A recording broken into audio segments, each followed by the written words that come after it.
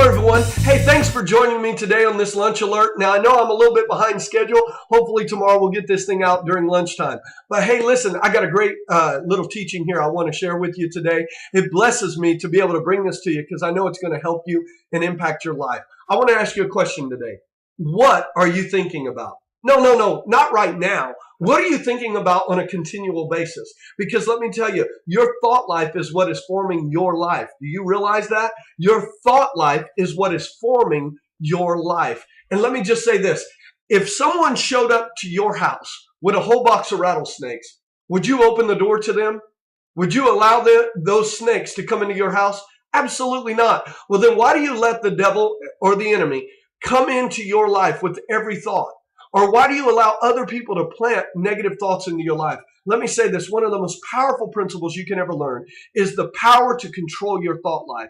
Don't let every thought just stick and stick to your mind. There are some thoughts that you need to shut the door to. Listen to 2 Corinthians 10:3. It says, "For we walk in the flesh, but we do not war according to the flesh. For the weapons of our warfare are not carnal, but are mighty in God for the pulling down," listen to this, "of strongholds." Pulling down strongholds, casting down arguments, and every high thing that exalts itself above the knowledge of God, and bringing every thought into captivity to the obedience of Christ. Now that again is 2 Corinthians 10:3. If you get time today or tomorrow, look up that scripture. It's a powerful scripture. But here's what I want to bring to you. Listen to the progression. It says strongholds, arguments, high things, and thoughts. I believe that God is showing us through the Apostle Paul's writing a pattern of establishing positive and negative thoughts into your life. Now, I want to play those backwards, not like the AC/DC records or all those back there in the 80s whenever people used to talk about that. I want you to listen to these backwards in the sense of that text, 2 Corinthians, because I believe it gives a powerful explanation of how negative and positive thoughts gain control over our life. It starts out, reading it backwards, with a thought. A thought. After your thought, it becomes a high thing. If you allow that thought to stay, that thought begins to elevate itself in your heart. It begins to elevate itself in your mind. Then after a high thing, listen to what it becomes. An argument. This is when you begin to argue of why you should be thinking that. Let's say you're mad at a loved one, and the thought comes into your mind, I am angry with that person. Well, next thing you know, that thought, you begin to allow that thought to stay. It becomes a high thing. It becomes what you think about predominantly. It begins to dominate other thoughts. Okay, now listen.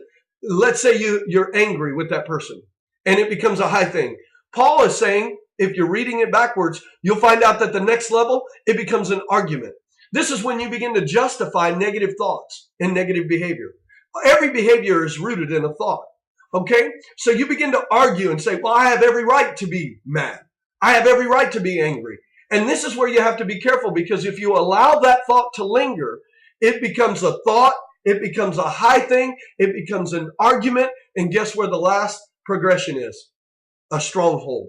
This is where that thought absolutely consumes you.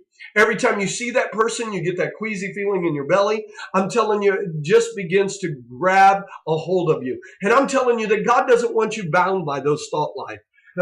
By that thought life. You need to control your thoughts. You need to understand that the power of your thoughts ultimately show up in your actions. Your actions determine your future. Your future determines your eternity. So it affects eternity on how you think.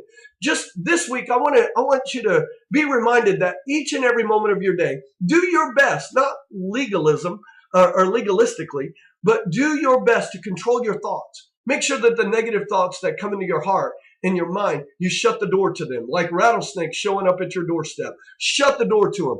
Think about the good things. Listen to what the Apostle Paul said in Philippians 4:8.